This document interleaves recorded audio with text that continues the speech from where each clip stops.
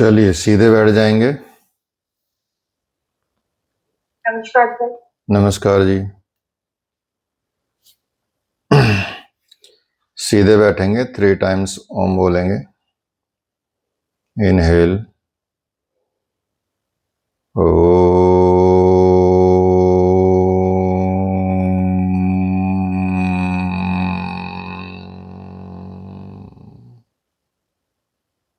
Inhale o,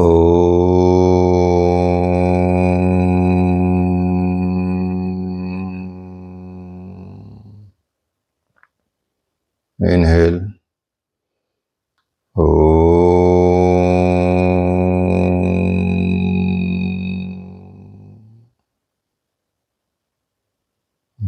relax, gently open your eyes। चलिए हरिओम।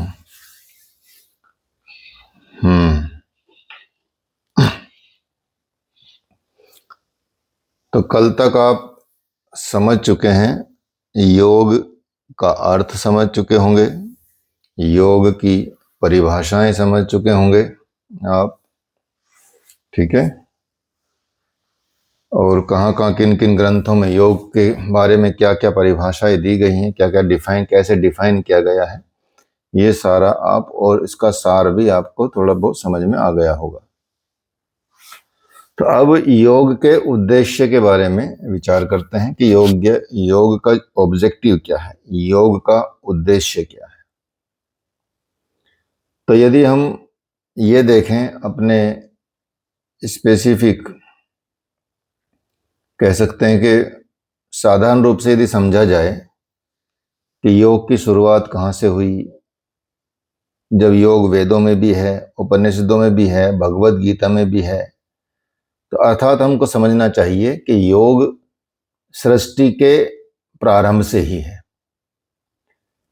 भगवान 4थे अध्याय में कहते भी हैं कि ये योग मैंने सृष्टि के प्रारंभ में ही या सूर्य को दिया, सूर्य के बाद मनु को दिया, मनु के बाद इक्ष्वाकु को दिया, फिर सूर्यवंशियों के पास आया, सूर्यवंशियों के बाद ये विलुप्त हो गया, अब पुनः मैं ये अर्जुन को बोलते हैं कि अब पुनः ये योग आपको दे रहा हूं।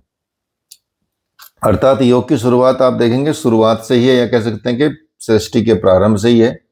हमारा जीवन प्रारंभ से ही योग में होना चाहिए। यहां विशेष बात यह है कि योग जिस वक्त था उस वक्त तो उद्देश्य कुछ अलग ही थे, और आज के उद्देश्य अलग हो गए हैं, आज के ऑब्जेक्टिव्स अलग हो गए हैं। मतलब बिल्कुल ही कह सकते हैं कि अपसाइड डाउन हो गए हैं, टोटल बदल गया। फिर भी हम कोशिश करेंगे कि ये उद्देश्य को समझा जाए। तो आज के दौर पे भी यदि हम बात करते हैं, वर्तमान कंटेक्स्ट में भी यदि हम बात करें, तो योग का मुख्य उद्देश्य है हमारा समग्र विकास करना, ऑल राउंड डेवलपमेंट ये कह सकते हैं, सर्वांगीण विकास कह सकते हैं। मतलब हमारे जीवन से जो जो क्षेत्र जुड़े हुए हैं, जैसे शारीरिक रूप से हम स्वस्थ रहें, सर्वांगीण विकास का मतलब है शारीरिक रूप से स्वस्थ रहना, केवल शारीरिक नहीं बल्कि मानसिक रूप से भी स्वस्थ होना, केवल मानसिक ही नहीं हम नैतिक रूप से भी स्वस्थ हों, हम आध्यात्मिक रूप से भी स्वस्थ हों, हम सामाजिक रूप से भी हमारा सामाजिक विकास भी हो। अर्थात हमारा कोई फील्ड ऐसा ना बचे जिसमें हम अपने को विकसित ना अनुभव करें या उसमें हमारा विकास ना हो। इस पूरे उद्देश्य को लेकर योग की परिकल्पना की जाती है, योग का सिस्टम समझा जाता है। इसलिए योग को जीवन जीने की कला भी कह सकते हैं, ठीक है। जैसे योगः कर्म सुकौशलम भगवान कह चुके हैं पहले से ही कि अपने कर्मों को कुशलता पूर्वक करें, या योग से कर्मों में कुशलता आ जाती है। कैसे कुशलता पूर्वक करें भगवान ने बताया भी है। तो हमारा जीवन योग में हो जाए तो हम भी योग में हो जाएंगे और योग से हम अपने जीवन के जो लक्ष्य होते हैं, लक्ष्य का मतलब जो अल्टीमेट कह सकते हैं कि उद्देश्य होते हैं, जो हमारा जीवन धरती पे आने का उद्देश्य है, पूर्ण हो जाए। ठीक है, तो वही है योग। मतलब कहने का मतलब यह है कि सर्वांगीण विकास योग से हो, ऐसा उद्देश्य होता है योग का। योग वास्तव में एक जीवन जीने की कला है। योग तो एक साधना है, कह सकते हैं। योग एक साधना का विज्ञान इसको कह सकते हैं। और इस साधना के विज्ञान से आपके जन्म जन्मों के जो संस्कार हैं वो मिटाए जा सकते हैं, उनको छीन किया जा सकता है। ठीक है, और शारीरिक रूप से, मानसिक रूप से आप स्वस्थ हो सकते हैं और स्वास्थ्य जीवन प्राप्त कर सकते हैं।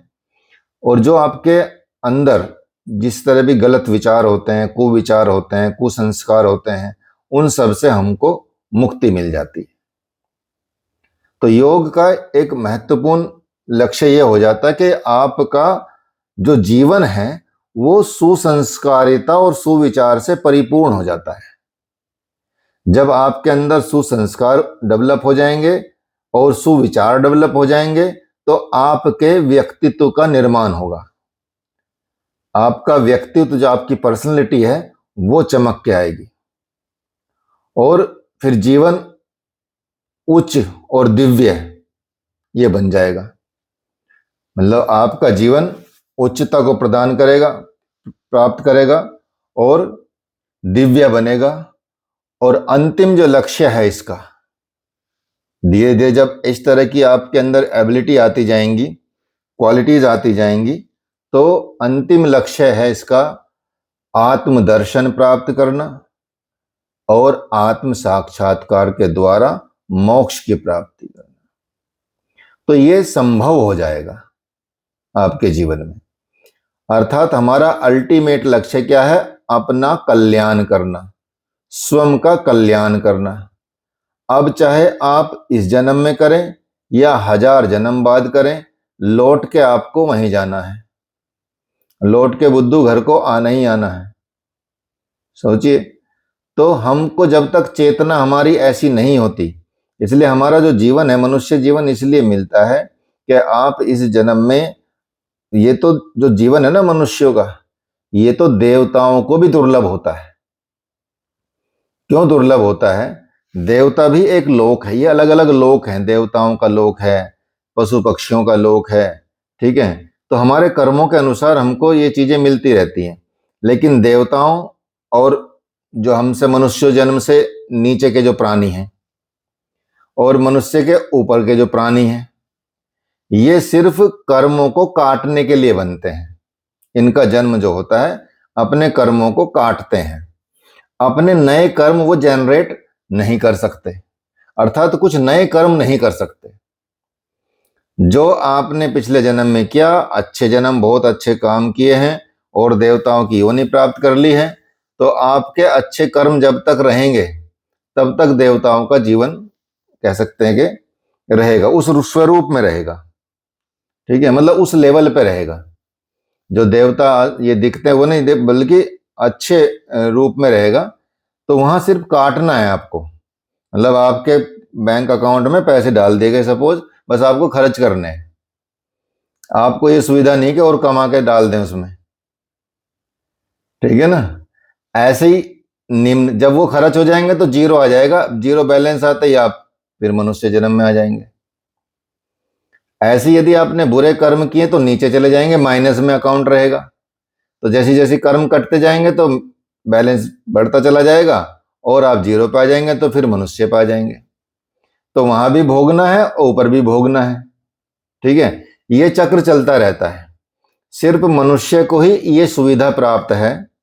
इसलिए कई शास्त्रों में, बहुत सारे शास्त्रों में, या ज्यादातर शास्त्रों में यही लिखा है कि मनुष्य जीवन दुर्लभ है, देवताओं को भी दुर्लभ है, क्योंकि उनको भी कर्म करने के लिए मनुष्य योनि लेनी पड़ती है। क्योंकि मनुष्य योनि में ही आप नए कर्म कर सकते हैं, अर्थात आपको स्वतंत्रता है आप अपनी इच्छा से इस भव सागर से अर्थात इस सर्कल से, इस माया जाल से पार पा सकते हैं। योग के द्वारा, अध्यात्म के द्वारा, ध्यान के द्वारा, भक्ति योग के द्वारा, ध्यान योग के द्वारा, कर्म योग के द्वारा, ठीक है, लय योग के द्वारा, चाहे राजयोग के द्वारा, जिस योग को अपनाएं आप, उस योग के द्वारा आप इससे बाहर जा सकते हैं। ये आपको स्वतंत्रता मिली हुई है। सोचिए कितना महत्वपूर्ण है ये जन्म हमारा, और हम इसको ऐसे ही कोयला बना बना के जला दे देते हैं। तो यदि हमको इसका योग का सही महत्व समझना है तो योग का तो वास्तविक तो यही है कि क्योंकि जब योग की शुरुआत हुई ना तो कोई बीमारियां थी, ना शारीरिक बीमारियां थी ऐसी कोई, ना ही मानसिक बीमारियां थी ऐसी कोई ज्यादा। मतलब थी तो सब उस टाइम पे भी, ऐसा नहीं कि उस टाइम पे बीमारियां नहीं थी, लेकिन इस तरह की नहीं थी जैसी आज है। ठीक है, तो इस योग की शुरुआत जो हुई वो तो सिर्फ भगवान को प्राप्त करने के लिए, या हमको आत्म साक्षात्कार प्राप्त करने के लिए, या हमारा स्वयं का कल्याण करने के लिए वही है, वो मोक्ष प्राप्ति के लिए। तो इसलिए कहा गया है, कई ग्रंथों में कहा गया, जैसे गोरख संहिता में कहा गया है, द्विज सेवित साखस्य श्रुति कस्प तरो फलम समन भव तापस्य योगम भजत सत्तमः। ये जो वेद रूपी कल्प वृक्ष है ना, जो वेद रूपी कल्प वृक्ष है, उसका जो फल है वो क्या है? योग शास्त्र है। वेदों को कल्प वृक्ष बताया गया, अर्थात वेदों के अध्ययन से, अध्यापन से, वेदों के रास्ते पे चल के आप कुछ भी प्राप्त कर सकते हैं। ठीक है, तो वो फल देने वाला जो शास्त्र है वो है आपका योग शास्त्र। तो इस योग शास्त्र के सेवन से संसार के आप 3 प्रकार के तापों का दमन कर सकते हैं, शमन कर सकते हैं। 3 पाप, वे 3 प्रकार के पाप होते हैं, सॉरी ताप होते हैं, उनका आप शमन कर सकते हैं। तो वो 3 प्रकार के ताप कौन कौन से होते हैं बताइए, कौन बताएगा? 3 प्रकार के ताप कौन से होते हैं?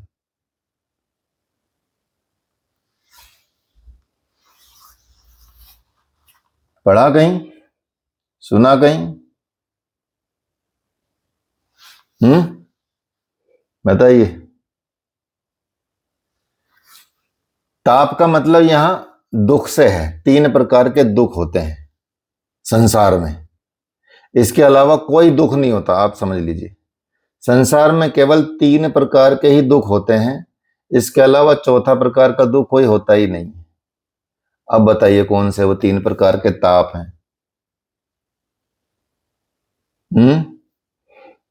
ऐसा तो नहीं सोचा एक अंगीठी से ताप लिया, एक चूल्हे पे ताप लिया, एक धूप में ताप लिया है? वो ताप तो नहीं है। नितिन जी बताएंगे, अपना माइक ऑन करो, बताओ। शारीरिक, मानसिक और मे भी दैविक। शारीरिक, मानसिक, दैविक, ठीक करो इसको। आप एक बताओ, फिर हम बाकी 2 बताएंगे। एक तो आपने बता ही दिया दैविक, चलो मैं दैविक ही बता देता हूं। अच्छा, दैविक तो है ही एक, भौतिक, आध्यात्मिक, दैविक। ठीक है, 3 प्रकार के दुख होते हैं जीवन में। आध्यात्मिक का मतलब होता है जो आपके शरीर से खुद से उत्पन्न हुए बीमारियां, कुछ भी दुख। ठीक है, चाहे वो मानसिक हो चाहे वो शारीरिक हो, आपके शरीर में ही जनरेट होता है और आपको दुख देता है। ठीक है, एक तो दुख वो हो गया, एक ताप तो वो हो गया। एक होता है भौतिक। भौतिक दुख क्या है? जो आपके अलावा किसी दूसरे के द्वारा दिया जाए। ठीक है, जैसे किसी ने आपके पैसे मार लिए, दुख हो गया। ठीक है, किसी ने एक्सीडेंट कर दिया, किसी ने जीव जंतु ने काट लिया। ठीक है, जो भी मतलब आपके शरीर के द्वारा किसी दूसरे के अन्य के द्वारा दिया जाता है वो भौतिक दुख होता है, भौतिक ताप होता है। तो जितना भी दुख मिल रहा है ना हमको, या तो बाहर से मिल रहा है या हमारे शरीर से मिल रहा है, ठीक है, या फिर दैवीय है, अकाल पड़ गया, सूखा पड़ गया, बाढ़ आ गई, भूकंप आ गया, ठीक है, या कुछ और ऐसी दुर्घटनाएं हो गई, तो वो दुख होता है। दैविक, भौतिक, आध्यात्मिक, त्रिविध ताप इनको बोलते हैं, त्रिविध ताप, ठीक है। तो ये ताप कैसे हैं, ये दुख कैसे हैं, क्या इनका उपाय है? इनका उपाय आप देखेंगे, जैसे आप बीमार पड़े तो इसका उपाय क्या है? डॉक्टर के जाएंगे, दवाई लेंगे, बीमारी ठीक हो जाएगी, ठीक है, ऐसा हो जाता है कई बार। दूसरा, भूकंप भूकंप ये सारी चीजें आए, कुछ परेशानी आई, कुछ मुसीबत आए, कुछ चीजें आई, कुछ दिनों बाद वो हो सकता है वो भी ठीक हो जाए, या वो मिले ही ना आपको। कैसे ना मिले? जैसे आप के जीवन में आपको कहाँ किस वक्त क्या दुख मिलेगा, उसका समाधान है कि वो ना मिले। तो उसके लिए यज्ञ किया जाता है, तप किया जाता है, दान किया जाता है, उस वजह से वो टल सकता है, ठीक है। ऐसी दूसरा कोई आपको हानि ना करे, जैसे योग में, योग के आधार पे आप काम करें या पूजा पाठ करें या कुछ ऐसे कर्म करें जिसकी वजह से आप उन दुखों को टाल सकते हैं। लेकिन ऐसी गारंटी नहीं देता कोई भी कि ये एक बार टल गया तो दोबारा नहीं आएगा, ठीक है। कोई भी तीनों दुख में से दोबारा आ सकता है, आप तुरंत उपाय कर सकते हैं उसका, लेकिन ऐसा नहीं कि बुखार अब हुआ, दवाई ले ली तो दोबारा बुखार नहीं आएगा कभी। या किसी ने आपको धोखा दिया है, किसी ने कुछ काट लिया, तो ऐसा नहीं कि दोबारा कुछ नहीं काटेगा। मच्छर ने काट दिया तो ऐसा नहीं कि दोबारा नहीं काटेगा, आपने ओडोमॉस लगा ली फिर भी, ठीक है, फिर भी काट सकता है, उसकी बजाय बल्कि ततैया भी काट सकता है, ठीक है। मच्छर तो जो बात दूसरी है। तो इन सब का क्या होता है, इन सब का एक सिस्टम होता है कि ये दुख आप खत्म कर सकते हो, लेकिन इनको परमानेंटली डिलीट नहीं कर सकते। They can come again and again, ठीक है, बार बार आ सकते हैं जब तक आपका जीवन है। तो ये कैसे खत्म होंगे? इनका खत्म होने का एक ही तरीका है, मोक्ष प्राप्ति। उसके बाद कोई दुख नहीं, दैट इज कंप्लीटली वैनिश। वही बताया इसमें कि योग के द्वारा ये जो वेद रूपी कल्प वृक्ष के फल हैं, योग शास्त्र या योग और योग शास्त्र के सेवन से, अर्थात योग शास्त्र के सिद्धांतों से जब हम अपने जीवन में ये उतारते हैं तो इससे हम संसार के तीनों प्रकार के तापों का शमन कर देते हैं, अर्थात हम कैवल्य की प्राप्ति कर लेते हैं, अर्थात हम मोक्ष की प्राप्ति कर लेते हैं। ये हमारा अंतिम लक्ष्य है। ये फिर इन दुखों के चक्कर में, ये दुख तब तक रहेंगे जब तक आपका जीवन इस सर्कल में रहेगा, माया जाल में रहेगा, भवसागर जिसको बोलते हैं, ठीक है, या संसार चक्र जिसको बोलते हैं, ये जीवन चक्र जिसको बोलते हैं, उन्हीं में रहेगा तब तक। तो ऐसे चलता रहेगा चलता रहेगा, आप कर्म जनरेट करते रहोगे, अगला जन्म होता रहेगा, कर्म जनरेट करते रहोगे, अगला जन्म होता रहेगा, लेकिन आप वो पूर्व जन्म के जितने संस्कार हैं उनको खत्म कर सकते हैं, उनको मिटा सकते हैं योग के द्वारा, ध्यान के द्वारा, भगवान के भजन के द्वारा, और आप परमानेंट सुख प्राप्त कर सकते हैं। फिर ये तीनों प्रकार के दुख आपको टच भी नहीं कर सकते। लेकिन जब तक आपका ये शरीर मिलता रहेगा आपको, तब तक ये तीनों प्रकार के दुख आप इलाज करते जाओगे और ये ठीक होते जाएंगे, फिर आ जाएंगे, फिर इलाज करोगे, फिर आ जाएंगे, फिर there is no guarantee to finish completely, ठीक है। दूसरी बात, एक बड़ी महत्वपूर्ण बात आपको बताएं, ठीक है, क्या महत्वपूर्ण बात है?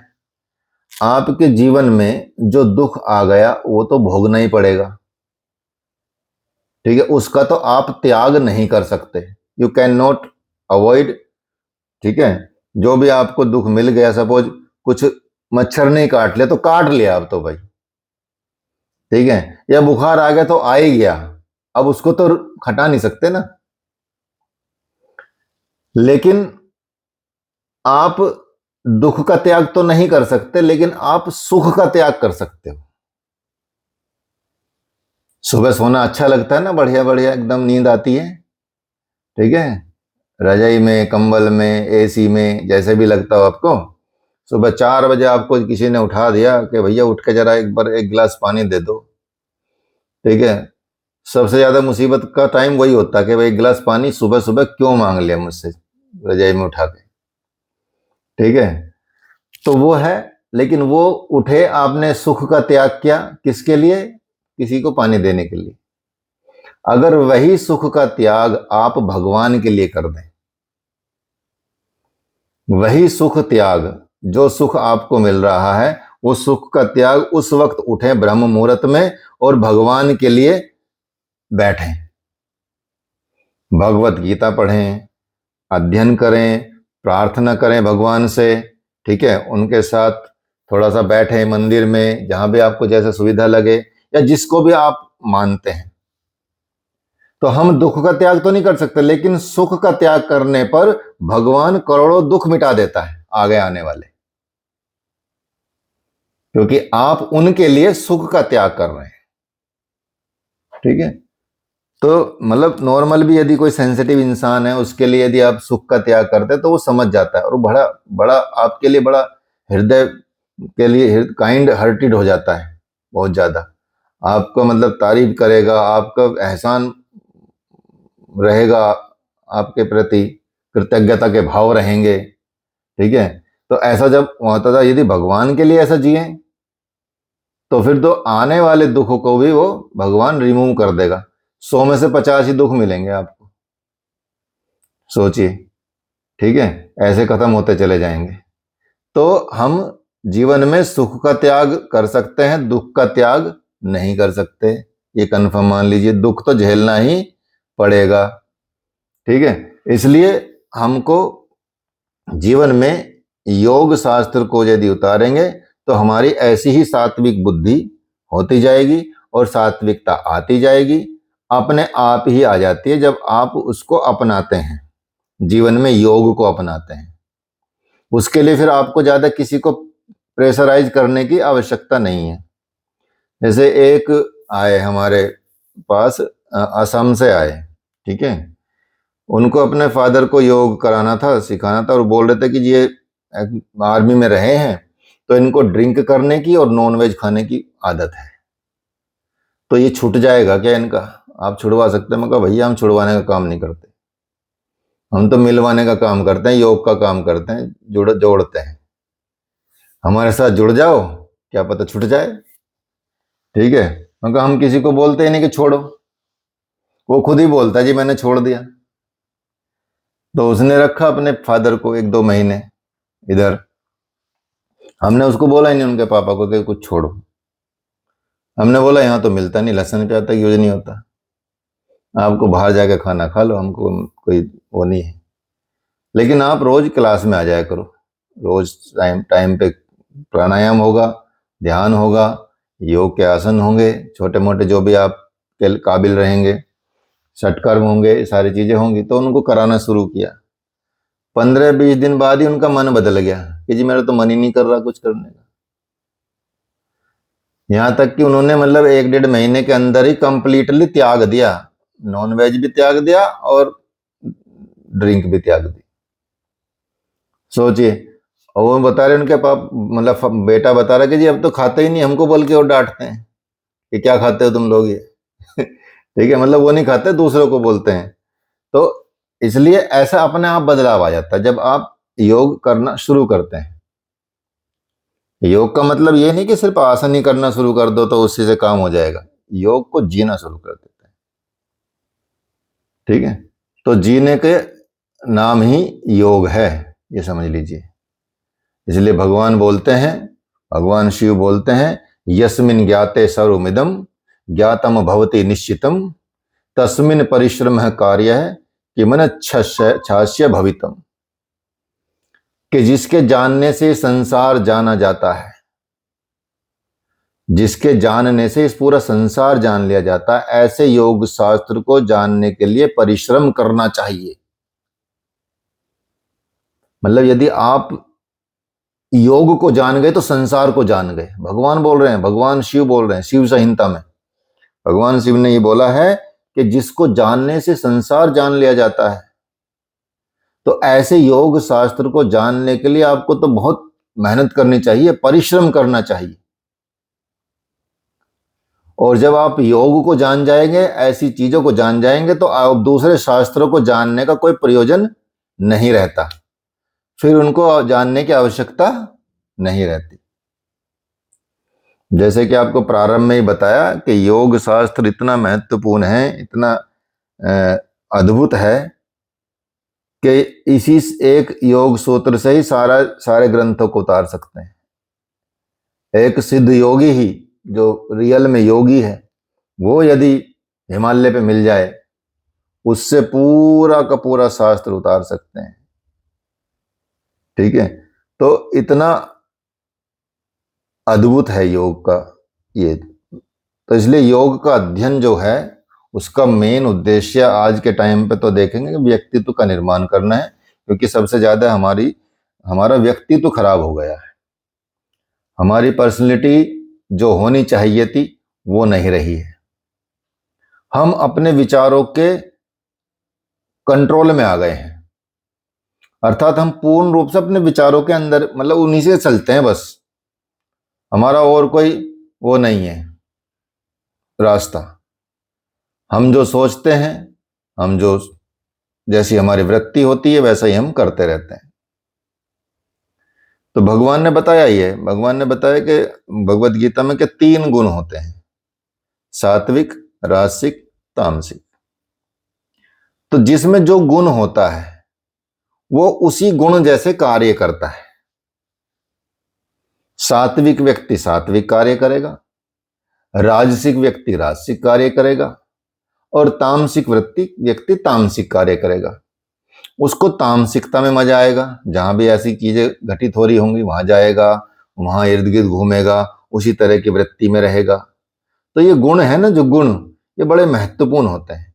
ये गुण ही आपस में एक दूसरे का काम कराते रहते हैं कि अच्छा मैं राजसिक हूं तो मैं तो इससे राजसिक ही काम कराऊंगा, ये बहुत दिमाग चला रहा अपना, इसको इधर भेजता हूँ, ठीक है, इसको फिल्म देखने भेजता हूँ, ये पढ़ने की बात सोच रहा है ना, सात्विक तो कम है, तो सात्विक पे हावी हो जाएगा।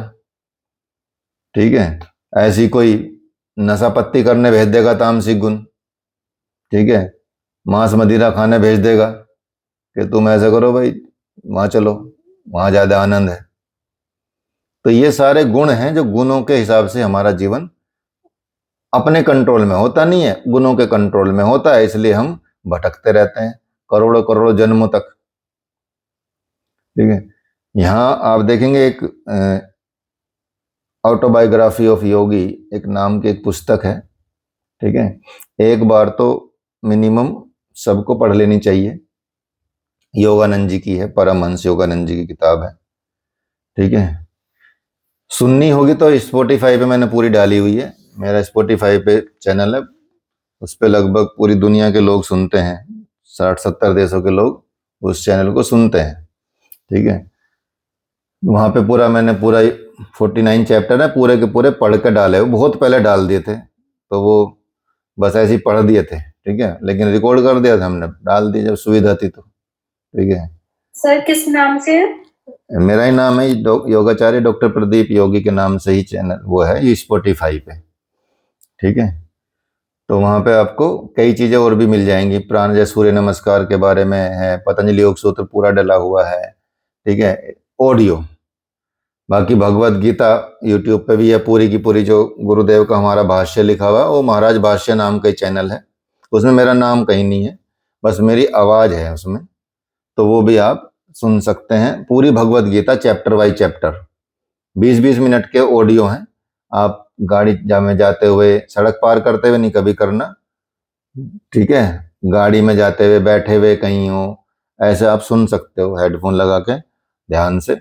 उसमें आपको सारा भगवत गीता मिल जाएगी, 20-20 मिनट की सुनोगे, 20 मिनट 25 मिनट पहले तो थोड़ी बड़ी बड़ी डाल दी थी मैंने, 30-30 मिनट की, लगभग 35-35 मिनट की। फिर बाबा ने बोला कि इसको कम करो थोड़ा, तो ऐसे ही फिर डाल रखी थी वो मैंने पूरा। एक योगाचार्य हैं दुबई के, तो वो आए हुए थे, बहुत बड़े, जिन्होंने गुरुदेव का आश्रम बनाया, गुरुदेव के भक्त हैं वो। उनकी कुंडलिनी जागरण होने वाली थी, तो उन्होंने जिस दिन उनकी कुंडलिनी जगने वाली थी, उस दिन उन्होंने बाहर जाकर शादी में कुछ खा लिया, और उसी दिन उनकी कुंडली जगने वाली थी।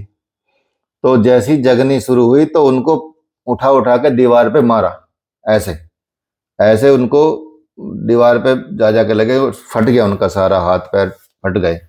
तो उनकी वाइफ ने फोन किया गुरुदेव को कि गुरुदेव ये क्या हो गया, ये अच्छा। उन्होंने बताया कुछ बाहर जाके खाया होगा कुछ, कि हाँ, उनके इसको दबाओ, पकड़ो और हॉस्पिटल लेके जाओ, ठीक है। तो इसको कुछ कुछ गुरुदेव ने उपाय बताए, तब वो शांत हुए, और फिर वो उनको हॉस्पिटल भर्ती कराना पड़ा। मतलब 12 साल से वो कर रहे थे, मेहनत कर रहे थे कुंडली जागने की, और जागने वाले दिन ही, उनको नहीं पता था कब जगने वाली है, लेकिन उन्होंने सोचा चलो इनविटेशन आया, आज चले ही जाते हैं, कोई बात नहीं। तो खा के आ गए बाहर का, और बैठे जैसे ध्यान में, तो वो जगी, तो मतलब इतना ज्यादा नुकसान हो गया। तो वो इतने बड़े योगी हैं, मतलब 1985-85 से करते हैं, किताब विताब उनकी आई हुई है, एक दो मार के। जो मैंने दी है ना आपको नितिन जी, योग इंग्लिश वाली एक ब्लैक सी किताब दी है ना, डॉक्टर कंचन लिखा हुआ उसमें, वही है वो, ठीक है। उनकी फोटो, हाँ हाँ, वही है। तो कुंडलिनी जागती है तो ऐसे भी असर हो सकते हैं। हाँ, अगर आपने गुरु का अवहेलना की, गुरु की आज्ञा की अवहेलना की, और नियमों की अवहेलना की। एक तो पागल हो गया था, यहां तक पहुंच गई थी उसकी, इधर ये विशुद्धि चक्र को पार कर लिया था, फिर उसने गलत कुछ कर दिया होगा, पता नहीं चलता ना। गंदे कपड़े पहन लिए, या कुछ ऐसा दूसरों का बना हुआ खा लिया, स्वपाकी होना पड़ता है मोस्टली इसमें ज्यादातर। वो पागल हो गया, उसका पूरा दिमाग। अगर फिर पूरी पूरी कुंडली जागृत हो जाती है, जैसे प्राज्ञा चक्र तक सारे चक्र, तो फिर मतलब कि फिर क्या तो कैवल्य के लेवल का प्राप्त हो जाते हैं ना, कैवल्य प्राप्ति होने का संकेत हो जाता है, ठीक है। सिद्धियां तो पहले आ ही जाती हैं सारी, ठीक है, पावर तो आने लगती हैं, लेकिन वो सारी पावर एकदम गायब हो जाती है जब गलत हो जाता है, तो और कुछ नहीं बचता, ठीक है। तो ये होता है। तो वो आए हुए थे यहीं हरिद्वार में, मतलब ऋषिकेश में आए हुए थे, तो फिर पहाड़ों पे गुरुदेव गए हुए थे ऊपर हिमालय पे। तो मुझे ही पता चला कि मैं भी चला गया उनके पास, वो मुझे जानते नहीं थे, ठीक है। तो उनको पता चला, गुरुदेव के पास जब हम गए, वहां बैठे हुए थे, अपना धूप निकली तो पहाड़ पे बाहर बैठे हुए थे, धूप सेक रहे थे सब, ठीक है। तो वो पूछ रहे कि आप कौन है, ये कौन है, हम बताया योग सिखाते हैं। अब वो थोड़े से उसमें आगे गए, अच्छा मैं योग का जानकार हूँ, तो वो पूछने लगे मुझसे क्या इससे क्या होता है, ये योग बताओ, ये क्या करते हैं, इससे क्या करते हैं, ठीक है। कि बता रहे कि मैं उस इंस्टीट्यूट में गया, वो गलत योग पढ़ा रहे थे, ठीक है। बुजुर्ग हो गए तो थोड़ा सा ऐसी चीजें होने लगती हैं, ठीक है, कि दूसरों की परीक्षा लेने लगते हैं। मैंने कहा मुझे तो कुछ नहीं आता जी, आपसे सीख लेंगे थोड़ा बहुत जो सीखना होगा, ठीक है। उसके बाद फिर गुरुदेव सुन रहे थे बैठे हुए। गुरुदेव ने बताया उनको कि आपको पता है, जानते हो इनको, कि नहीं, कि जो आप महाराज भाषा सुनते हो वो इन्होंने ही बोला हुआ है सारा, और ये है, ये सारा बताया फिर गुरुदेव ने। तो फिर मुझे नमस्ते करने लगे, प्रणाम, कि क्षमा कीजिएगा, क्षमा कीजिएगा, मुझसे गलती हो गई है। फिर उन्होंने मुझे किताब दे दी एडिट करने के लिए, कि मेरी किताब में देख लो कोई कमी तो नहीं है। मगर नहीं नहीं, कोई कमी नहीं होगी, आप करिए, कोई दिक्कत नहीं, अगर कुछ होगा तो बता देंगे, नहीं तो मगर बस ठीक है, जैसा आपने लिखा सब बढ़िया है, कोई दिक्कत नहीं। तो ऐसा फर्क पड़ता है। हालांकि उसमें मैंने कुछ नाम नहीं डाला, तो बहुत लोग मुझे जानते नहीं, लेकिन जब जानते हैं तो फिर पता चल जाता है। तो इसलिए आप ये चीजें सुन भी सकते हैं, पढ़ भी सकते हैं, ठीक है। सुविधा आजकल बहुत है, मतलब जिन लोगों से, जिन लेखकों से, जिन बड़े बड़े ऋषियों से आप मिले नहीं है, तो उनकी किताबों के द्वारा उनसे मिल लेते हैं। आइंस्टाइन से नहीं मिले आप, उनको पढ़िए, आइंस्टाइन से मिल गए, ठीक है। पतंजलि से नहीं मिले, उनके योग सूत्र को पढ़िए तो पतंजलि से मिल गए, समझो। सामने बैठे ही जैसे वो बात करते हैं, इसी तरह का उन्होंने वो लिखा है, प्रश्न और उत्तरों में लिखा है वो सारा, जो पूरा पतंजलि योग सूत्र है। उसी तरह से इसको आप सुन सकते हैं, गुण सकते हैं। तो लेकिन हम वर्तमान के आधार पर भी यदि देखा जाए तो यही है कि हमारा व्यक्तित्व का निर्माण हो, और संसार में योग का उद्देश्य ये है कि ऐसे योगियों का निर्माण हो जो कायदे के योगी हो, ठीक है, जो सीरियसली, जैसे आज भी शिवानंद आश्रम में ऋषिकेश में योग की अच्छी परंपरा को अपनाया जाता है। मतलब कुछ ही आश्रम ऐसे बचे हैं ऋषिकेश में जो आज भी वैदिक परंपरा को ही फॉलो कर रहे हैं। बाकी तो बहुत सारी चीजें बदल गई हैं, ऐसा नहीं कि वो बुरा कर रहे हैं, लेकिन वर्तमान के आधार पे भी वो चीजें कर रहे हैं, वो अलग चीज है, लेकिन वो आज भी उसी नियम को फॉलो करके योग सिखाते हैं, ठीक है। वहां फ्री में योग सिखाते हैं, 2-2 महीने के कोर्स होते हैं शिवानंद में, रहना खाना पीना और योग एवरीथिंग फ्री, लेकिन ओनली सिर्फ इंडियन मेल, ना वहां फॉरेनर्स अलाउ हैं, ना वहां फीमेल अलाउ हैं। उन्होंने ये बंद किया है 2-4 साल पहले ही, क्योंकि कुछ कुछ ऐसे केस होने लगे थे जिसकी वजह से वहां डिस्टर्ब हो गया था माहौल, स्पेशली फॉरेनर्स की वजह से, क्योंकि वो नशा करते हैं, कुछ ड्रग्स लेते हैं, ये सब जितने भी यहाँ फॉरेनर सीखने आते हैं ना, सब इनकी स्टोरी सुनोगे ना तो आधे पागल होते हैं, ठीक है, और इतने गरीब होते हैं बेचारे, मतलब भीख जैसे ही रहते हैं, इनके पास पैसे ज्यादा रहते नहीं है। हमको ज्यादा लगता है कि ये ज्यादा ऐसे हैं, कई कई दिन तक तो ये नहाते नहीं है, सोचो, ठीक है, कपड़े भी कई कई दिन तक के पहनते हैं और नशा करते हैं, ठीक है। ये सब ऐसे आते हैं, जब हम मतलब योग में थे, ऊपर हिमालय पे सीख रहे थे, तो वहां शाम को एक सत्संग होता है 8 बजे के बाद, लंच डिनर के बाद सब लोग इकट्ठे बैठते हैं और सत्संग करते हैं। सत्संग वैसा नहीं करते जैसा सत्संग होना चाहिए, बस डिस्कशन होता है कि अपनी लाइफ के बारे में बताओ। तो उनमें 99% जो भी लड़के और लड़कियां होते हैं, उनका सबका ये रहता है कि मेरे 10 बॉयफ्रेंड थे, उनको छोड़ी, मैं ड्रग्स लेने लगी, दारू पीने लगी, ये हो गया, फिर मुझे किसी ने बोला कि योग में चले जाओ, मैंने नेट पे सर्च किया और मैं योग सीखने आ गई, ठीक है। सबकी सेम स्टोरी होती थी, क्योंकि 17, 18, 20 साल तक वो पूरा जीवन जी लेते हैं, फिर उनके पास कुछ नहीं रहता, फिर उनके पास डिप्रेशन के अलावा कुछ होता नहीं है। तब वो बेचारे, उनको जो भत्ता मिलता है, बेरोजगारी भत्ता, $1000 महीना या कुछ $1 महीना, उसको लेके वो इकट्ठा करके हर 6 महीने में 20-21 दिन के लिए वो कोर्स करने आ जाते हैं। योग अलायंस अमेरिका की संस्था है, जिसमें, ठीक है, जिसमें वो क्या करते हैं, 21 दिन का कोर्स उन्होंने टीटीसी बनाया हुआ है, 21 डेज का, ठीक है। अब 21 डेज में वो टीचर बना देते हैं, उसमें भी वो 21 दिन में वो आते हैं, 20 दिन या 18 दिन क्लास होती है, 3 संडे तो फ्री छुट्टी होती है, 18 दिन में पढ़ाई होती है सिर्फ 12 दिन, और बाकी के 6 दिन जो होते हैं 18 दिन में, उनमें वो पढ़ाने को बोलते हैं कि आप पढ़ा लो, जो हमने पढ़ाया आपको पढ़ा लो। अब सोचो, जो टीचिंग हुई इनकी 12 दिन, और 12 दिन में वो टीचर बन के आपके सामने एज ए टीचर प्रस्तुत हो जाते हैं, फेसबुक पे, इस पे सब ऐसे। ये डिजाइन किया हुआ कोर्स, सोचो, अमेरिका ने, क्योंकि वो ज्यादा दिन तक आ नहीं सकते, ज्यादा लंबा रह नहीं सकते, उस दिनों में उनको घूमना भी है और योग का कोर्स भी हो जाता है, दोनों फायदा हो जाता है उनको। पहले 28 दिन का होता था, अब 21 दिन का कर दिया, क्योंकि 28 दिन को लंबा लगता था कि ज्यादा बड़ा कोर्स है जी, ठीक है। अब इसमें वो कोर्स उससे उनसे फिर इंडियन भी सीखते हैं, सोचिए, ठीक है।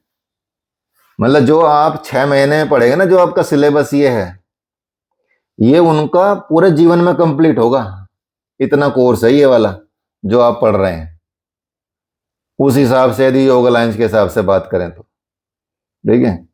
तो इसलिए वो बेचारे चूरन टाइप के सिस्टम होता है, उसमें वो कंप्लीट करते हैं अपना पूरा टीटीसी और सब टीचर बने फिर घूमते हैं। सबको फिर एंटरटेनमेंट चाहिए, सब चीज़ें चाहिए, तो एंटरटेनमेंट ज़्यादा होता है। और ये सारी संस्थाएं इसी तरह से वो सिखाती हैं, उसी से वो पैसे कमाते हैं फॉरेनर से ही, क्योंकि यहाँ तो वो डॉलर में कमाते हैं, उनको मिलता है, यहाँ रुपए में कन्वर्ट हो जाता है तो महंगा, मतलब काफ़ी पैसा पड़ता है। 2 लाख 1.5 लाख हमने भी कर रखा है, ऐसी बात नहीं हम नहीं कराते, हम भी कराते हैं, ठीक है। लेकिन हम उनको ऐसे नहीं भेजते जैसे बिल्कुल ही कि वो जो सीखा ना हो, मतलब ऐसा भेजते हैं कि भाई वो कंप्लीटली 17 18 घंटे भी हमसे पढ़ के जाते हैं लोग एक दिन में। फिर भी कोशिश करते हैं कि ये कम से कम इसका जो योग का नाम खराब ना करे, योग को योग ही रहने दे, ठीक है, उस तरह की वृत्तियों का ना करें। तो इसलिए योग का उद्देश्य ऐसे योगियों का निर्माण करना और ईश्वर भक्तों का निर्माण करना है। और ईश्वर भक्तों का जो कंसेप्ट है वो अब योग अलायंस में तो लगभग खत्म है, ठीक है ना। तो इसलिए जिनका भावनात्मक स्तर दिव्य मान्यताओं के साथ या मानवताओं के साथ, दिव्य योजनाओं के साथ, दिव्य आकांक्षाओं के साथ बढ़ता है, ऐसे सिस्टम का निर्माण करना है, ऐसे मनुष्यों का निर्माण करना है, ऐसे उत्कृष्ट मनुष्यों का निर्माण करना है, ऐसे सामर्थ्यशील मनुष्यों का निर्माण करना है, ये हमारे योग के उद्देश्य होने चाहिए। और जब ऐसे लोगों का निर्माण होगा तो ऐसे व्यक्तियों की जो कार्य क्षमता होगी वो उच्च स्तर की होगी, उच्च उनका जीवन होगा, जीवन दिव्य होगा और जीवन उच्च होगा, ठीक है। तो ये योग का उद्देश्य है एक तरह से, मान के चलिए। तो क्लियर है, आपको समझ आ रहा है?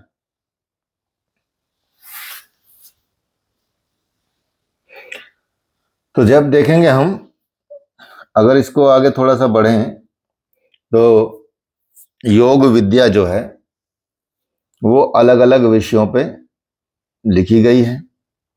जैसे यदि हम अष्टांग योग को देखें, उसको देखें, अष्टांग योग आप इसमें आजकल चल रहा ना अष्टांग विन्यासा, अष्टांगा, अष्टांगा फ्लो, वो अष्टांगा नहीं है, ठीक है, वो अष्टांगा अलग है, वो आसनों का अष्टांगा है।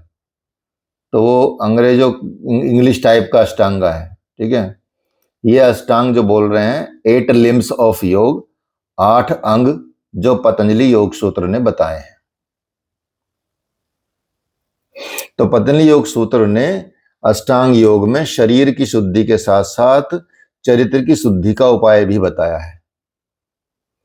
तो अष्टांग योग का उद्देश्य हमारे चरित्र की भी शुद्धि हो, हमारे चरित्र की शुद्धि होकर स्थूल की भी शुद्धि हो, स्थूल शरीर की शुद्धि हो, उनके जो बुराइयां हैं या उसकी जो कमियां हैं वो दूर हो पाए। तो पहले तो चरित्र का निर्माण बताया ना अष्टांग योग में। यम, यम क्या है? आपके चरित्र का निर्माण है। सत्य का पालन करना आपके चरित्र में बहुत वृद्धि करता है। अहिंसा का पालन करना आपके चरित्र में अपार वृद्धि करता है। आस्ते का पालन करना आपके चरित्र में वृद्धि करता है। अपरिग्रह का निर्माण, अपरिग्रह का पालन करना, ब्रह्मचर्य व्रत का पालन करना, ये कितना उत्तम चरित्र बना देता है ह्यूमन बीइंग का। तो इस आधार पर यदि आप उस में देखें कितनी प्योरिटी आ जाएगी जीवन में, कितनी सात्विकता उतर आएगी यदि हम इन सिद्धांतों को अपना लें। तो जब इसकी शुद्धि हो जाए चरित्र की, फिर बताते हैं शरीर की शुद्धि, सोच। तो पहला सोच आता है उसमें, फिर संतोष आता है, सोच, संतोष, कंटेनमेंट, सेटिस्फैक्शन, ठीक है। वो ही नहीं है हमारे जीवन में, एक चीज मिल गई दूसरी और चाहिए, ठीक है, फिर अब तीसरी चाहिए, फिर दूसरे के पास बढ़िया गाड़ी क्यों आ गई, ठीक है, ये भी दिक्कत है।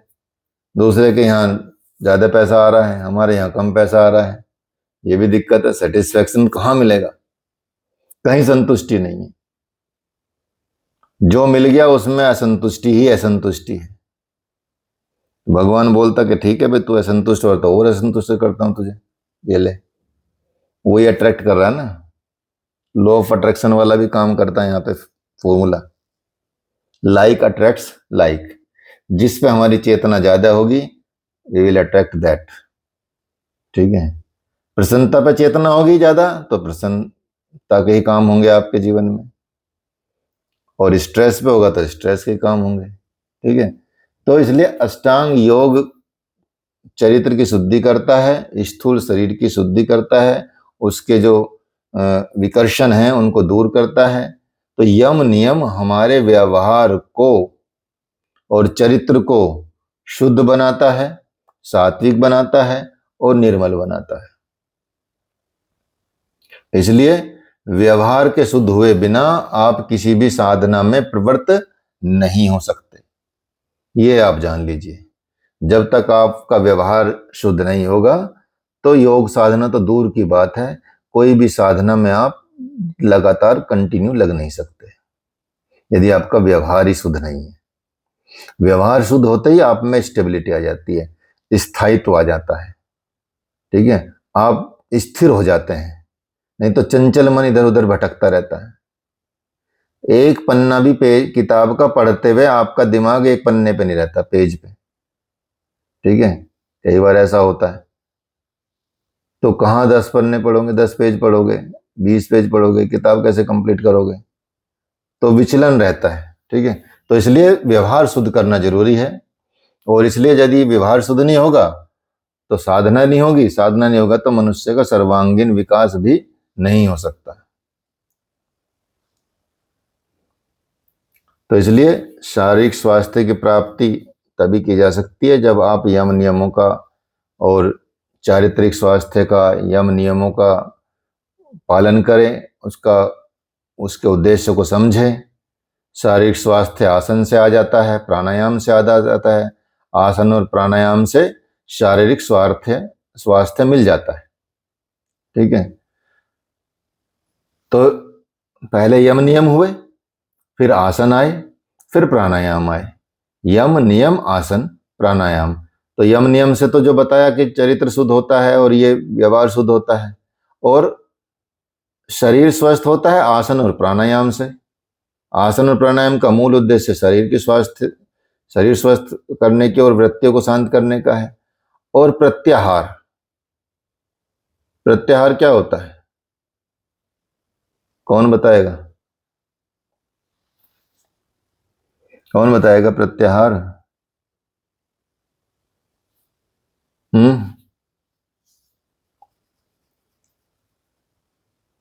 बोलो बोलो।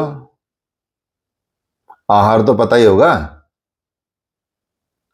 आहार पता है ना, उसमें आहार ही तो जुड़ा हुआ।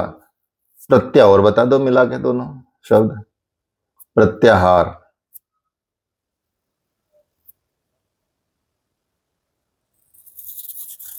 सात्विक भोजन से सर रिलेटेड भोजन कहाँ से आ गया तो था सर आपने, लेकिन याद नहीं आ रहा। हाँ, याद कैसे आएगा जब रिवीजन नहीं होगा तो? बताया था एक बार। तत्र स्थितो यत्न अभ्यास, बार बार प्रयत्न करने का नाम ही अभ्यास है। हम जो आहार लेते हैं बाहर से लेते हैं। ठीक है, हमारी जो इंद्रियां हैं उनके आहार हैं, उनके खाने की चीजें हैं। जीभ का आहार कुछ और है, आंखों का आहार कुछ और है, कान का आहार कुछ और है, नाक का आहार कुछ और है, त्वचा का आहार कुछ और है। तो हर जगह से हम आहार लेते हैं। अब ये जो इनके आहार हैं, बाहर के आहार, यह है आउटर, बाहरी आहार। और जो आहार, वही आहार आप अंदर से अनुभव करने लगे, वो है प्रत्याहार।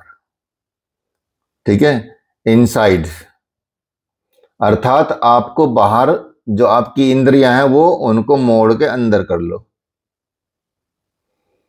ये बाहर से खुश होती हैं, अब अंदर से खुश होंगी। ठीक है, बाहर गुलाब जामुन दिख रही है शादी में किसी की प्लेट में, उससे खुश नहीं होना। अंदर जाओ, मन में धारणा करो और गुलाब जामुन का रस पी लो। ठीक है, आनंद हो जाओ। ठीक है, बाहर जो दिख रहा है, फल फूल जो भी कुछ दिखता है, आंखें प्रसन्न होती हैं जिससे, बाहर के गानों से अंदर ध्वनि उत्पन्न करो, ओम अनाहद। ठीक है, वो आपकी जो इंद्रियां हैं वो बाहर की तरफ हैं, उनको अंदर की तरफ कर लो, उनका आहार अंदर ही खोज लो, दैट इज कॉल्ड प्रत्याहार। और जब इतना हो जाएगा तो क्या होगा, आपकी कंसंट्रेशन बननी शुरू हो जाएगी। ठीक है, ध्यान आपका लगना शुरू हो जाएगा, अर्थात आपको मतलब धारणा की स्थिति में आ जाएंगे। तो प्रत्याहार का मतलब क्या हो गया, जीवन का मूल उद्देश्य क्या है इसका, जीवन में संयम करना, अपनी इंद्रियों पर कंट्रोल करना, संयम करना। प्रत्याहार का मतलब ये होता है। ठीक है, और संयमित जीवन शैली जो की जा सकती है प्रत्याहार के द्वारा ही की जा सकती है, नहीं तो असंयमित रहेगी। अभी वहां जाना है, अभी ये देखना है, अभी फिल्म देखनी है, अभी घूमने जाना है, अभी बोर हो रहे हैं घर में, कुछ चलो चलते हैं, चलो कुछ नहीं शॉपिंग ही करने चलते हैं, अपने को बहलाने के लिए बाहर चले जाते हैं। ठीक है, आदमी अंदर प्रसन्न ही नहीं होता, और शॉपिंग भी करके आए, कुछ गलत चीज आ गई तो झगड़ लिए, वो और मूड खराब। ठीक है, घर आके पहन के अच्छा नहीं लगा तो और मूड खराब, इससे बढ़िया तो लाल वाला ही ठीक था, ये ब्लैक तो गलत ही ले आए। ठीक है, तो जैसी इंद्रियां बाहर की तरफ रहेंगी तो असंतुष्टि रहेगी और परेशानी रहेगी। संयम कर लोगे, यूज करने को मना नहीं कर रहे, लेकिन वो संतुष्टि के साथ, उसी में प्रसन्नता पूरी होनी चाहिए। और यदि आप इतना कृतज्ञता का भाव रखें किसी भी वस्तु के प्रति कि आप उसको हृदय से स्वीकार करें, अपने हृदय से स्वीकार करेंगे तो वो आपको कई गुना और ला के देगी, खुद ही जनरेट कर देगी ऐसे माहौल। ठीक है, तो यह है प्रत्याहार, अर्थात जीवन को संयमित करने का नाम प्रत्याहार है, उसके द्वारा प्रत्याहार होता है। और धारणा, ध्यान, समाधि, ये 3 चीज हैं। ये 4 चीजें तो 5 चीजें तो आउटर वर्ल्ड की हो गई, मतलब फिजिकल बॉडी की हो गई, जैसे यम, नियम, आसन, प्राणायाम, ये 4 चीजें तो आउटर हैं। प्रत्याहार इसका पुल है, आउटर से इन जाने के लिए, इनसाइड जाने के लिए ये ब्रिज का काम करता है एक तरह से, आउटर से इनसाइड जाना, ये प्रत्याहार। जैसे जैसे संयम सत्ता जाएगा तो धारणा बनती जाएगी, धारणा बढ़ गई तो ध्यान बन जाएगा, और ध्यान बढ़ गई तो समाधि बन जाएगी। ठीक है, इस तरह से ये सिस्टम बैठता है। ठीक है, तो इसलिए यहां पे ये देखना है कि हमको धारणा से हमारा जो चित्त का बिखराव है उसको कंट्रोल करना, भटकाओं को रोक लेना, ये कंसंट्रेट कर लेना उस पे, और अपने लक्ष्य को पे ध्यान केंद्रित करना, ध्यान का उद्देश्य हो जाता है। और समाधि ध्यान की उत्कृष्ट अवस्था है, ये सबसे ऊंची अवस्था है समाधि जो है ध्यान की, जिसके द्वारा क्या होता है, आत्मा का साक्षात्कार प्राप्त किया जा सकता है। और समाधि की उच्चतम अवस्था में हमको परमात्मा का साक्षात्कार प्राप्त हो सकता है, अर्थात समाधि के जाने के बाद ही आपको परमात्मा की प्राप्ति हो सकती है। और समाधि का उद्देश्य मोक्ष की प्राप्ति है, और यही मनुष्य का परम लक्ष्य है, अर्थात यही योग का परम लक्ष्य है। तो महर्षि पतंजलि ने योग सूत्र में इन सब का मतलब विस्तार से वर्णन किया है, क्रिया योग भी बताया है, क्रिया योग का उद्देश्य बताया है, कर्म योग क्या है, भक्ति योग क्या है, ज्ञान योग की प्राप्ति कैसे होगी, कर्म योग की प्राप्ति कैसे होगी, भक्ति योग की प्राप्ति कैसे होगी। जिसको जो पसंद आए वो योग में जाता है, उस योग में जाता है। किसी को भक्ति पसंद है, जैसे मीराबाई तो भक्ति योग में गई। ठीक है, किसी को कर्म करना पसंद है कि मुझे तो बहुत सेवा में अच्छा लगता है, लोगों की सेवा करना, आश्रमों में जाना, गुरुओं की सेवा करना, ये मुझे अच्छा लगता है, तो मैं तो कर्म योग में हूं, निस्वार्थ सेवा करनी है। किसी को अध्ययन, अध्यापन और ज्ञान की बात ज्यादा अच्छी लगती है, तो शास्त्रों का ज्ञान प्राप्त करता है तो वो ज्ञान योग में चला जाता है। अल्टीमेटली उद्देश्य सिर्फ सबका एक ही है, मोक्ष प्राप्ति करना। ठीक है ना। तो ये स्थिति सब प्राप्त कर लेते हैं। ठीक है, जो भी इस योग में उतरता है उसमें सब ये प्राप्त कर लेते हैं। क्लियर है। तो इसलिए कर्म, जब हम तप को अपनाते हैं और तप को अपना के कर्म करने की हमारी प्रवृत्ति होती है, मनुष्य कर्मयोगी बन जाता है। स्वाध्याय जब मनुष्य करता है तो वो ज्ञान प्राप्ति करता है, और ईश्वर प्रणिधान जब करता है तो भक्ति योग में प्राप्त होता है। भक्ति योग की उसको प्राप्ति होती है या भक्ति प्राप्त होती है। इसलिए कर्म, ज्ञान और भक्ति का जो समन्वय है मनुष्य के लिए बहुत आवश्यक है।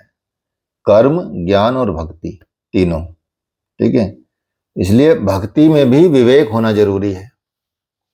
तो इसलिए जो मनुष्य को ये सब चीजें क्या करती हैं, उच्च जीवन देती हैं, दिव्य बना देती हैं, मनुष्य को क्लेशों से दूर करती हैं।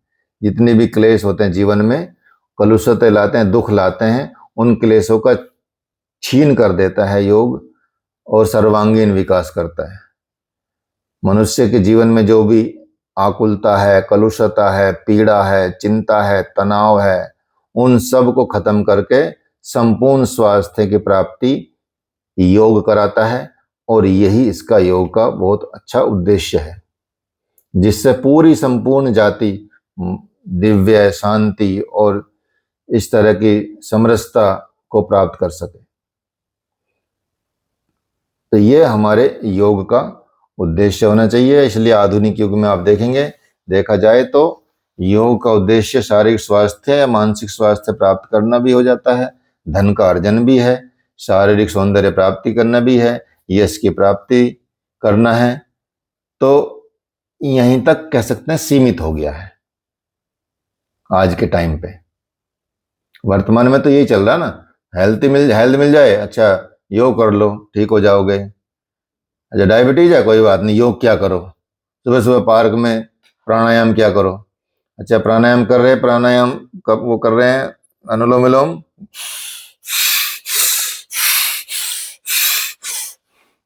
अब उनको बेचारों को ये नहीं पता कि प्राणायाम होता कैसे है।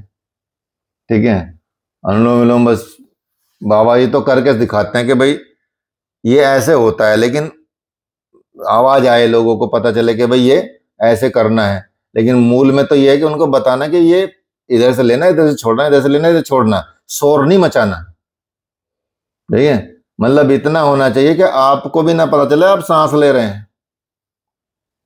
असली में तो मतलब अनुभव ही ना हो, इतना साइलेंटली जब जाएंगे ऊपर प्राण और फिर नीचे साइलेंटली जाएंगे तो ही उसकी सिद्धि होगी, आपके नाड़ी शुद्धि होगी।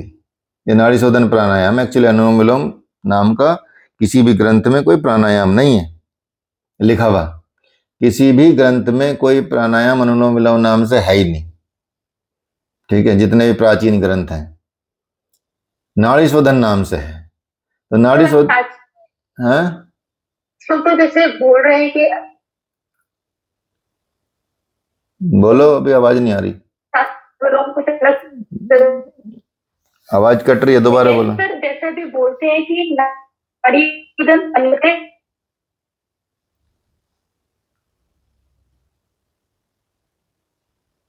दोबारा बोलो। अरे नाड़ी शोधन है, कट रही है आवाज आपकी। शोधन के लिए मैं बोल रही हूँ कि अनुलोम विलोम सर नेटवर्क। हाँ, अनुलोम विलोम क्या है ना, नाड़ी आप वीडियो ऑफ कर लो, फिर ट्राई करो वीडियो ऑफ करके। ऑफ करके बताओ, वीडियो ऑफ करके बताओ, आवाज बस। सर मैं कह रही हूँ कि नाड़ी शोधन जो है, वैसे यूट्यूब में देखते हैं कि अनुलोम विलोम अलग चीज है, नाड़ी शोधन अलग है, उसका कुछ रेशो का भी कुछ की वजह से ऐसा है। जैसे अब ये अभी तो आपसे पता चल रहा है कि अनुलोम विलोम तो है ही नहीं। हाँ, अनुलोम विलोम नाम से प्राणायाम नहीं है। अनुलोम विलोम नाम का जो प्राणायाम है ना, वो नाड़ी शोधन का पार्ट है, is the one part, third level पे आता है। फर्स्ट, सेकंड और थर्ड नंबर पे नाड़ी शोधन में अनुलोम विलोम आ जाता है, ठीक है। और रेशो तो होता ही है, ठीक है। तो अनुलोम विलोम अलग से कोई प्राणायाम नहीं, ये नाड़ी शुद्धि के लिए ही प्राणायाम होता है अनुलोम विलोम। अब हम डायरेक्ट उसी को करते हैं, नाड़ी शोधन को ही, जबकि नाड़ी शोधन तक अनुलोम विलोम करते हैं। अनुलोम विलोम पहुंचने तक आपको लगभग 3 हफ्ते लगेंगे, तब आप अनुलोम विलोम पे पहुंचेंगे, उससे पहले नहीं पहुंच सकते। उससे पहले करेंगे तो डायरेक्ट तो मतलब ज्यादा समस्या मतलब हो सकती है थोड़ी बहुत, लेकिन वो लाभ नहीं मिलेंगे जितने लाभ मिलने चाहिए। और नाड़ी शोधन बेसिकली क्या बताया गया है, ऋषि लिखते हैं, महर्षि लिखते हैं, गैरंड, वो लिखते हैं आदो स्थानो तथा कालम मिताहारम तथा परम नाड़ी शुद्धश्च तत्पश्चात प्राणायामम च साधयेत। अर्थात हमको पहले एक जगह का चयन कर लेना है, ठीक है, समय का चयन कर लेना है, खाने का चयन कर लेना, कितना मिताहारी बनेंगे, सात्विक खाना। उसके बाद नाड़ी शोधन करेंगे, उसके पश्चात प्राणायाम को साधेंगे। अर्थात पहले आपको रास्ते क्लीन कर लेने हैं एनर्जी के, तभी तो फायदा होगा। नहीं तो अमृत भी बहा दोगे गंदे ब्लॉक पाइप में, तो वो पहुंचेंगे ही नहीं वहां तक जहां तक उसको पहुंचना चाहिए। तो पहले तो आपको 72,000 नाड़ियों को शुद्ध करना पड़ेगा, उसके स्टेप हैं, ठीक है। जो योगी लोग होते हैं पहले उस स्टेप को अपना के कर लेते हैं, फिर वो तेजी से करते हैं, फिर फास्ट तरीके से वो जल्दी जल्दी कर देते हैं अपना काम, क्योंकि पहले से शुद्ध है उनकी, तो बस हल्का सा झटका सा देना, निकाल देंगे वो करते हैं। जैसे अपने आश्रम में करते हैं सारे बाबा लोग, गुरुदेव सब 2 मिनट में अपनी नाड़ी शुद्धि कर लेते हैं। 2 मिनट किया नाड़ी शुद्धि, फिर ध्यान में बैठ जाते हैं, ठीक है। हालांकि वो पहले कर चुके हैं, अभी भी गुरुदेव लगभग 4-4 घंटे 5-5 घंटे योग करते हैं, ठीक है। योग ध्यान प्राणायाम करते हैं टोटल मिला के, ठीक है। बाकी संत भी करते हैं ऐसा ही। तो अनुलोम विलोम क्योंकि फेमस हो गया ना, इसलिए ऐसा हो गया कि अब ये प्राणायाम बन गया। समय के अनुसार बदल जाती हैं चीजें, लेकिन पुराने ऋषियों ने अनुलोम नाम का ना कोई प्राणायाम कहीं लिखा नहीं है। ना आपको घेरण संहिता में मिलेगा अनुलोम विलोम प्राणायाम, ना आपको हठयोग प्रदीपिका में मिलेगा अनुलोम प्राणायाम, ना आपको शिव संहिता में मिलेगा, ना हठ रत्नावली में मिलेगा, ना आपको सिद्ध सिद्धांत पद्धति में मिलेगा, ना गोरख संहिता में मिलेगा, गोरख पद्धति में मिलेगा, किसी में भी नहीं मिलेगा आपको, ठीक है। तो जब ऋषियों ने लिखा नहीं, उसका पार्ट है ये, इसलिए इसको क्योंकि इसको फोकस करके मेन पॉपुलर कर दिया, चलो इससे तो कुछ फायदा, लोग कुछ तो करें, ठीक है। जैसे कपालभाति को प्राणायाम बना दिया, कपालभाति प्राणायाम को ही है, लेकिन अब क्योंकि पॉपुलर प्राणायाम से होगी तो प्राणायाम ही मान लो, ठीक है। बट एक्चुअल में योगी को जानना जरूरी है, योग शिक्षकों को जानना जरूरी है, योग स्टूडेंट को जानना जरूरी है कि ये अनुलोम विलोम है क्या, कपालभाति है क्या। कपालभाति षटकर्म की क्रिया है, 6 type of purification, body purification, नेति, धोती, बस्ती, नोली, कपालभाति, त्राटक, ये 6 क्रियाएं होती हैं, ठीक है। इन 6 में कपालभाति आ रही है, तो it is not a pranayama, but because of the popularity of this pranayama as a pranayama, we accept, the whole people accept as a pranayam, but it's not a pranayam. Like Tratak is not a pranayam.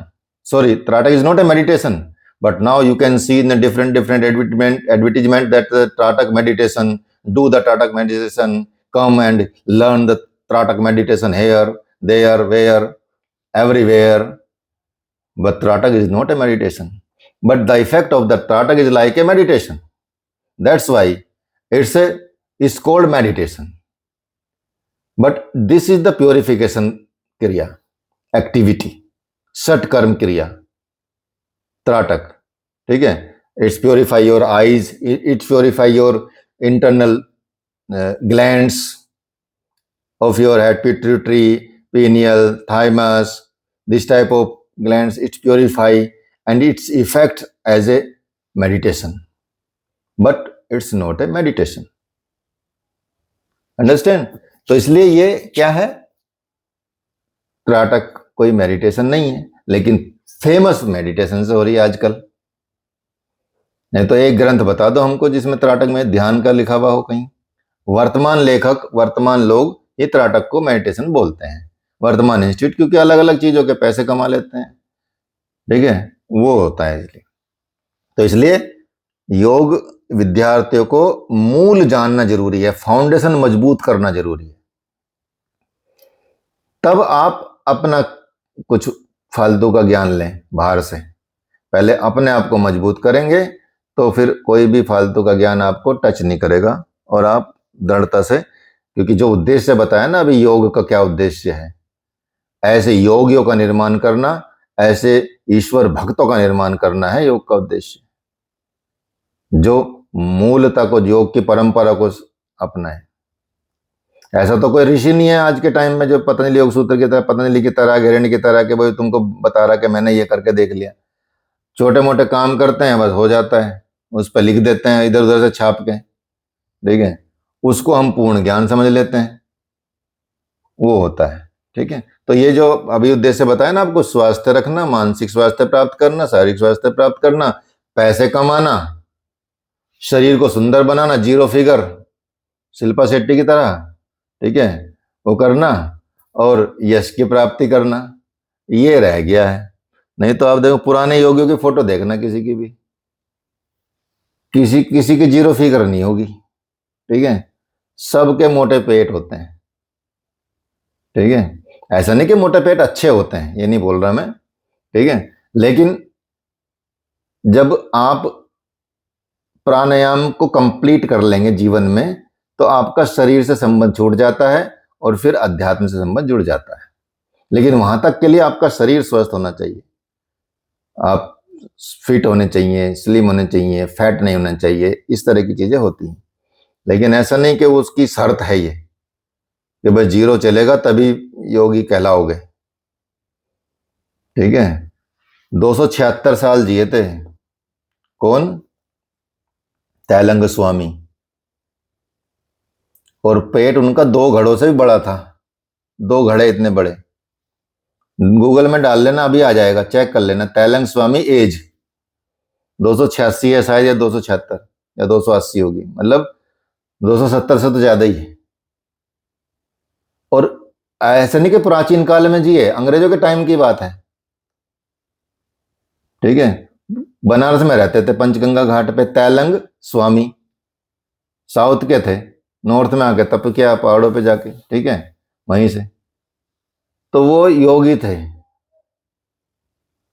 और आजकल तो जो बेचारे बड़े बड़े healthy लोग भी अपना, आप देखो कि कैसा हो रहा सिस्टम, किसी का कोई भरोसा तो रहा नहीं है।